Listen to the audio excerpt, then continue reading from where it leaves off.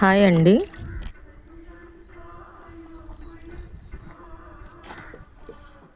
ఎంత ఉంటుంది?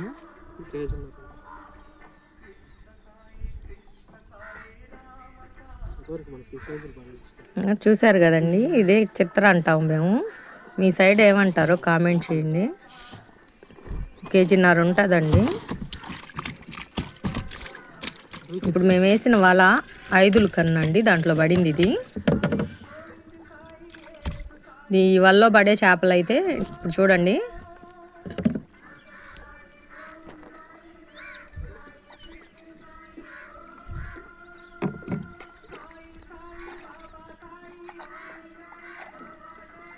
ఎక్కువగా అయితే చూడండి ఇవి పైలెట్లు ఇవే పడతాయి.